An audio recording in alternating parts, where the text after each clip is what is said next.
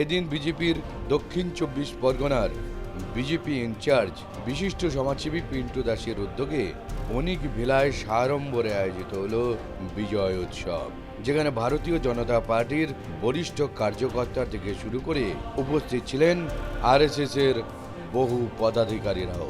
এদিনের এই বিজয় উৎসব সম্মেলনীতে উপস্থিত সমস্ত কার্যকর্তারা কর্মীদের সঙ্গে তাদের দায়িত্ব এবং বহু গুরুত্বপূর্ণ বিষয় নিয়ে বিস্তারিত আলোচনা করেন।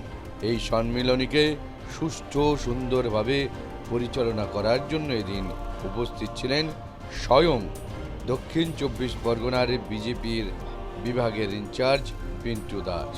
এই বিজয় উৎসবে অংশগ্রহণ করতে পেরে অত্যন্ত খুশি ও আনন্দিত সকল বিজেপি কর্মী সদস্যরা।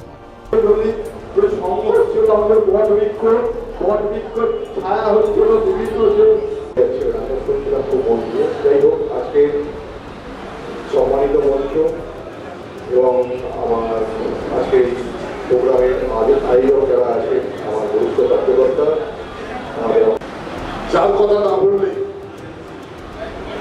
আজকের পানাগড়ে দাঁড়িয়ে কথা বুদ্ধিজীবী কৌশিক সেন এবং অপর্ণা সেনের বিরুদ্ধে একটা ফেসবুকে পোস্ট করেছিলাম। সেই ফেসবুক পোস্টটা দেখে আমার বাড়িতে একজন এসেছিলেন, তিনি যদিও এই মুহূর্তে আর এই দুনিয়ায় নেই, এসে আমাকে একজন মানুষের কাছে সান্নিধ্যে নিয়ে গেছিলেন, যেখানে গিয়ে আমি আমার ধর্ম পরিচয়টা ফিরে পেয়েছিলাম। সত্যি কথা বলতে বিগত দিন একটা রাজনৈতিক দলের সাথে আমি সংযুক্ত ছিলাম।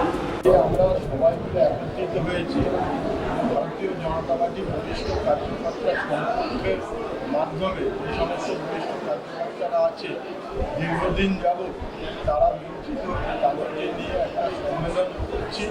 এই যে জায়গায় যে বিমান করে আমরা সম্মেলনটা করছি, এটা বর্ষাপাতের এরিয়া। এর আগে আমরা এখানে সম্মেলনটা করতে পারিনি।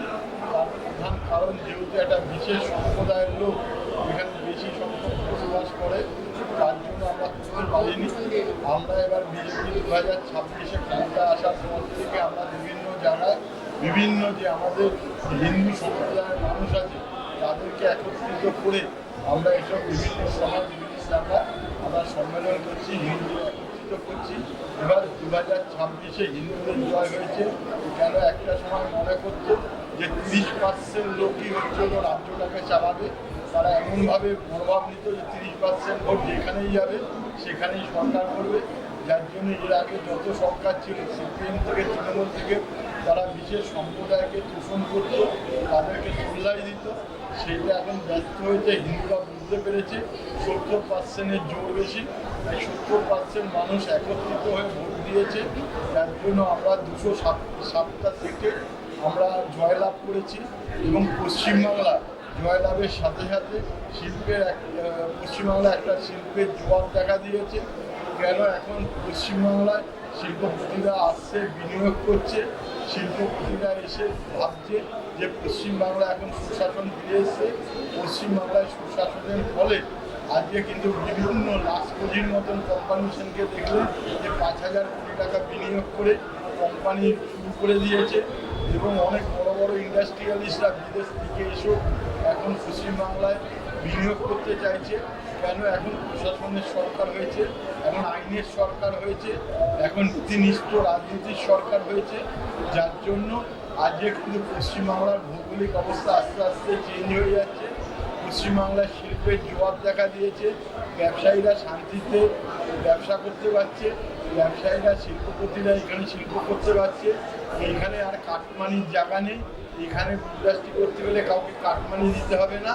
এখানে তারা তাদের ঐতিহ্যভাবে কাজ করে এখানে শিল্প করতে পারবে এবং এই শিল্প হওয়ার সাথে সাথে আমাদের যে এখানে যুব সমাজ আছে উপকৃত হবে, অনেক কর্মসংস্থান তৈরি হবে। আমাদের যুবক যুবতীদের আর বাইরে গিয়ে কাজ করতে হবে না। যুবক যুবতীরা সব পশ্চিমবাংলায় থেকেই আমাদের এই বাংলায় থেকেই কাজকর্ম করবে, কর্মসংস্থান হবে। আমাদের বিজেপি সরকার ডবল ইঞ্জিনের সরকার থাকার ফলে পশ্চিমবাংলায় এটা রিপোর্ট। এতদিন পর্যন্ত যে সরকার ছিল, দিল্লির সরকার আর পশ্চিমবাংলার সরকার আলাদা আলাদা ছিল, যার জন্য পশ্চিমবাংলায় অনেক শিল্প হতে পারেনি, অনেক উন্নতি হতে পারেনি।